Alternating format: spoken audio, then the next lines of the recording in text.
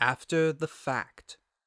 Written by BTM 707 and read by Goombasa.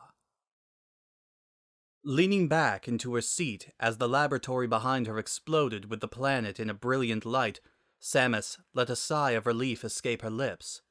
It was over. The BSL station was destroyed, along with any trace of the Metroids' repopulation. There was no chance that anyone would be able to harness their existence as a weapon, nor was there any opportunity for them to roam free beyond any semblance of control. She had, for the umpteenth time, rescued the galaxy from the possibility of domination or destruction. So, as she flew away from the burning remains of her mission, ever further into a vast expanse of stars that stretched before her view, why did she not feel at peace?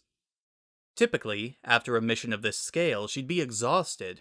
With little rest to be had throughout the process of its completion, she could spend almost an entire day afterwards in a deep, dreamless slumber, compensating for the bursts of adrenaline she was frequented to experiencing. Indeed, she had been unconscious for almost a month after her last mission to Zebes, though that was understandably a different kind of fatigue. The strain on her body after the acquisition and usage of that powerful weapon, combined with the emotional turmoil she'd experienced throughout the entire ordeal with Mother Brain, had rendered her in a near coma for weeks when she had finally escaped the planet's destruction and given in to her body's exhaustion. While she felt that she could certainly sleep for a fortnight right now, a concern lurked in the shadows of her mind, its consistent nagging preventing her from what should have been a well-deserved rest. Rising from her seat, Samus slowly peeled off her helmet. It was because everything had changed, she realized with another sigh. Not in an immediate sense, but over the last few months or even years, events had transpired to change her view of what she thought she knew, and what her role in everything truly was. She had been raised by her people to become a guardian, a savior against the forces that threatened to upset the balance of life. In the beginning, the enemy had clearly been the Space Pirate Organization and their quest for power. She knew their ways intimately, of course, being one of a very few number of survivors throughout their ruthless raids. She'd tangled with them countless times, and personally dealt their operations quite a bit of damage. She had even taken down the Supreme Mother Brain on 2 separate occasions, and even that could be chalked up to 3 times if that included the incident with MB, or Melissa, though identifying the android as a person still left her feeling uncomfortable.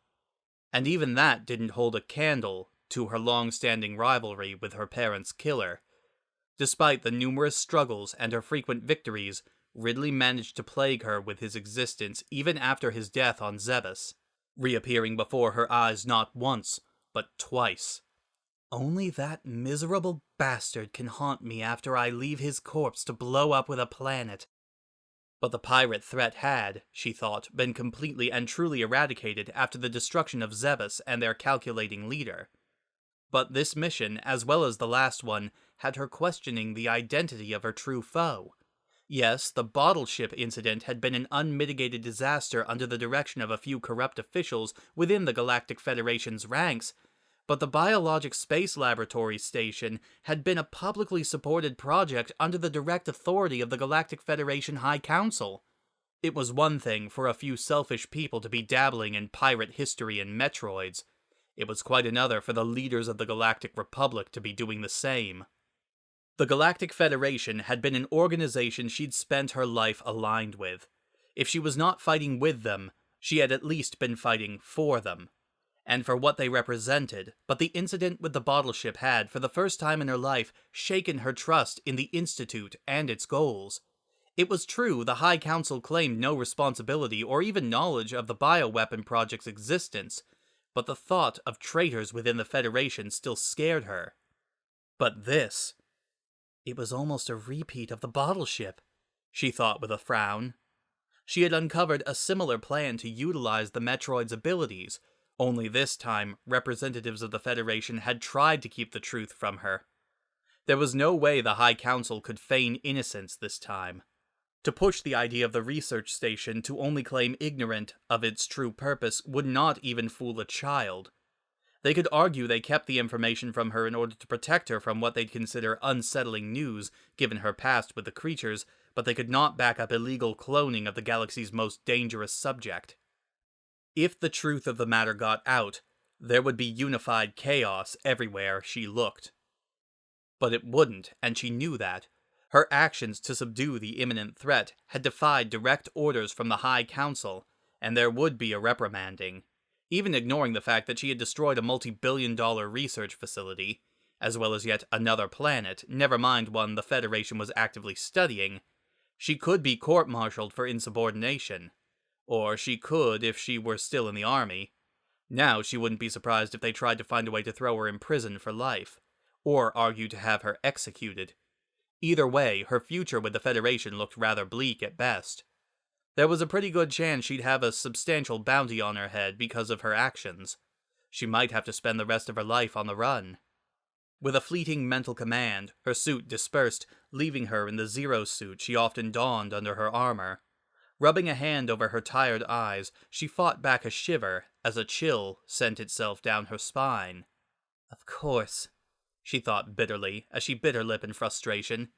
It wasn't just her situation that had changed. Now that she carried Metroid DNA within her, she was more susceptible to cold. Naturally, reacquiring her Varia upgrade had negated the issue on the station, but it did little to protect her outside of her suit. But of course, the problem ran as deep as the very genetic makeup. There was little she could do about it. Adjusting the cabin's temperature, she examined herself in a powerless monitor. Her exhausted features stared back through her piercing blue eyes. Or eye, rather. She blinked in surprise, studying her own gaze carefully. Her left eye was normal, the deep ocean blue with just a touch of green that she knew so well. But her right eye had become much lighter, taking on more of a green quality as opposed to the natural blue. Her contrasting gaze had her thinking back years ago when the struggle with the dark reflection had reached a galactic-level conflict. Throughout those missions, the corrupt Phazon had ravaged her body more and more until her physical features and genetic coding had been unrecognizable to her own ship. Her eyes had changed then as well. They had become brighter and scarier, augmented by the dark blue veins that sprouted from her sockets and crawled along her face. She had almost become a monster, a fact that she recalled with a shudder. Why then was her eye changing now? Another side effect of the Metroid vaccine? And why green? Because it was the color of the Metroid's membrane? If that was the case, it would at least be preferable to matching their bloodly eye. Even so, though, she hardly noticed yet another physical reminder about how much had changed. Why didn't she just drag a knife across her face so that fate wouldn't be able to scar that for her, too? Taking a deep breath, she tried to calm her thoughts. She wasn't quite sure why a color change would bother her. After all, she spent a lot of her time behind the visor anyway, so there were few who even knew about it. The thought of her visor, however, had the brief moment of comfort flitting away. Her suit, her entire existence, had been changed as well. Gone was her familiar armor, with a sheen that sent chills down her foes, and the large round shoulders that offered her vulnerable neck some degree of safety. In its place was a thin, membrane-like suit that, while much more flexible, did not offer near the level of protection as its predecessor. At the very least, she had managed to restore its color to the familiar orange and yellow, rather than the bright blue or the gaudy green and pink. Even so, it was little comfort to what she had lost. It's not enough to have an eye match a Metroid, or to share a weakness with a Metroid. No, my entire suit has to resemble a bloody Metroid too. Why did fate have to be so cruel? She was becoming more and more like the very creature she despised. With the notable exception, of course. She sank back into her chair and placed her face in her hand, leaning on the armrest for support. That little baby Metroid, the innocent creature that had mistakenly imprinted on her as its mother, had managed to save her life twice. The poor thing had simply hatched at the wrong time, caught in a struggle between her and the pirates. In its short life, it had been taken to be studied by researchers, kidnapped by the pirates, extensively cloned, and then killed while trying to save her from Mother Brain. And then, when she stupidly let herself get infected by the X Parasites, the infant's DNA had managed to bring her back from the brink of death. It was ironic, she supposed, that the DNA within her came from the very last Metroid in the galaxy, the one she had been ordered to destroy, and the one that ultimately gave its life for her. Just as she had begun to feel a sort of attachment for the creature, it too had been taken from her. It seemed that the pirates could not let her have anything as long as they existed. She felt no remorse at all for their extermination. At least, she had learned to cope with the baby Metroid's passing, but the Federation seemed bent on reminding her of its existence with a myriad of cloning schemes. Of course, the Federation never played fair. They were all about maintaining power, rather than swaying it. How many times in the past had she saved civilian lives during her missions, or even coming to the rescue of Federation officials? But did they keep score? She snorted to herself. The minute they save my life, they draw up a new contract because I'm now their property. Good to know my past deeds mean nothing to them. In a way, she wasn't sorry for defying the Council's orders. Not just because they had little respect for the future of all life, but because they had no respect for their history with her. She had done more fighting the pirates than they could have ever hoped to, but it ultimately meant nothing to them. But that's the way they were. Back when she was younger, and an active soldier in the Federation Army, she used to angrily think that the High Council cared more about being a business than maintaining a galactic republic. That the memory would return to her now almost brought a small smirk to her face. But that was just the way they were. They saw societal life forms as nothing more than numbers. How they could have even conceived that cloning Metroids could be a good idea was beyond her.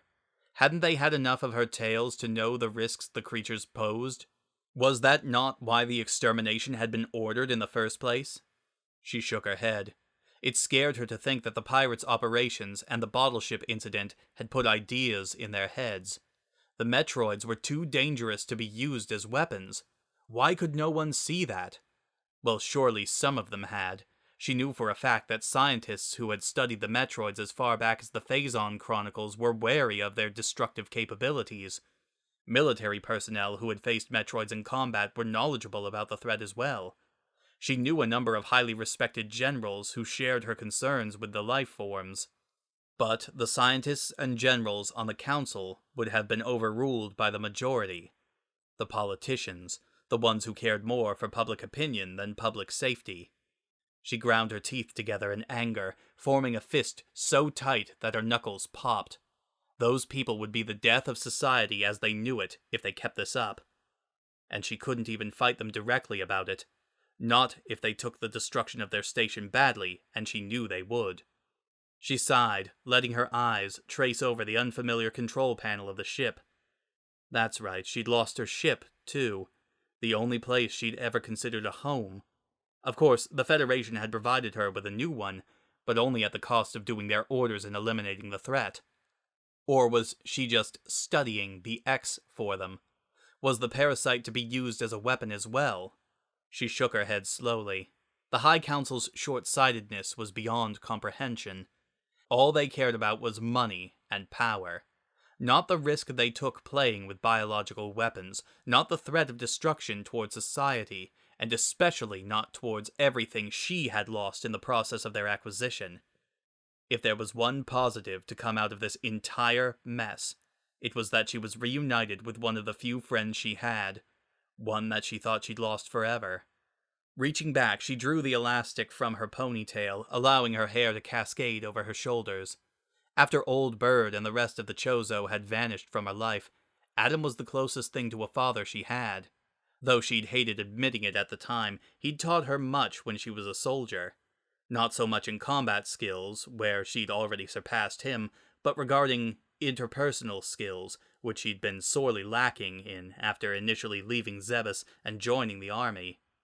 Being torn from him during the bottle ship incident had cut her deeply, especially after she was just starting to repair things between them. That she would manage to find him again, and on her side no less, was nothing short of a miracle. Heaven knows she'd need an ally throughout what was to come. She'd had no knowledge of the Federation's habit of resurrection. While the idea was intriguing, the morality of it still shook her. Did Adam get a say in his rebirth? Was there a chance he did not want to exist as computer data? He was just a mind now, robbed of a body. Unless the ship itself counted, but the thought of that simply seemed too bizarre for her. And how much of Adam was still him, anyway? In the beginning, he'd clearly been under the influence of some sort of programming, purposefully keeping secrets from her. While he'd eventually come to side with her, she knew that the real Adam would never have agreed with the Metroid breeding project. Was it truly Adam that was in her computer? Did he still have a consciousness? He had chosen to help her and disobey his programming, so perhaps he did. Perhaps the programming had been a sort of prison for him, something to hinder his thoughts. She had to believe it was really him. After all, her former CO had asked for her trust in the past. She had certainly learned enough by now to know when to give it. Staring out the viewport, she allowed her vision to blur over the racing stars. Adam had been oddly quiet since their departure. He must have been occupied with something. She was content to leave him to his dealings and get some rest, but the concern continued to prevent her from doing so. Until she knew the Federation's stance on her actions, she had nowhere to go. Would the High Council recognize the danger she'd helped them avoid, or would they brand her a traitor? If the latter was the case, she wouldn't be able to get half a panzer near a civilized world without being hunted. Her career would be over, and her life would basically be forfeit. But if the Federation tried something new that she deemed corrupt, and there was no one to oppose them... She closed her eyes and leaned her head back into her seat, gently massaging the bridge of her nose. In no life would she have thought the Galactic Federation might become her foe. She had defeated one of the largest forces in the galaxy, but she'd had the backing of the Federation to do it. The Federation itself, however, managed thousands of worlds in the galaxy. There was no realistic way she could take them on directly. The problem was the corruption that had quite obviously infiltrated their ranks. There were individual people in the organization that had the power to influence entire worlds. The thought that any of them might abuse their power was terrifying. There had to be a way to alert someone to the actions of the High Council. Surely the entirety of the Federation's politicians could collectively overrule their decrees. Her brow knit in frustration. There had to be something she could do. Samus. Her eyes flicked open and slowly trailed over to the computer panel, where a light had pinged, signaling Adam's active state. She let a sigh escape her lips before she answered, "What is it?" "I have been analyzing the data regarding the Metroid breeding project, as well as the Federation High Council's involvement. We have to discuss what it is we need to do from here on out." "As interesting as that sounds, I would prefer to get some sleep before we talk about whatever comes next." As she spoke, she struggled to fight back a yawn. The fatigue was definitely starting to get to her. "I'm afraid that is not an option at the moment. We have work to do." She raised a brow at the computer's inflection. "Does this mean you have a plan?" "The beginnings of one. But we must act now before the Council deems you a threat to the galaxy. As doubtful as such an accusation is, I believe there is a good chance of it occurring." Her future was unclear, that much was certain. If she was branded a traitor, would the people who knew her, people like Anthony, believe the lies? Certainly not. Anthony knew her well enough to know she wouldn't act against orders unless it was truly necessary. Even so, she had to prevent the opportunity from surfacing. Straightening in her seat, she activated the ship's manual steering controls and grabbed the wheel. Fighting back the exhaustion, she settled into a comfortable position and focused on the tasks that needed to be done. "I suppose we'd better get to it then." It was true that everything had changed. The more she thought back to the last few years, the more she realized that statement was valid. But if her new foe was to be the Galactic Federation, then so be it. Whether it was directly or confidentially, she would fight her hardest to keep the people throughout the galaxy safe.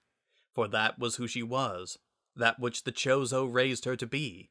A galactic savior, the one who would battle the evils that threatened the existence of life as they knew it. If she had to fight to her last breath to keep the very organization she'd aligned with from obtaining galactic dominance, then that was what she would do. Because she was Samus Aran, the warrior among the stars, the Chozo's prophesied savior, and the galaxy's last hope. She would always fight, and she would not stop until she had succeeded. But as she took off into the infinite reaches of space, she could not help the wave of sadness that washed over her, nor the frown that tugged at her lips. Because while she had always known she would need to become the galaxy's greatest hero, she had never imagined just how much she'd have to sacrifice in order to achieve peace. The end.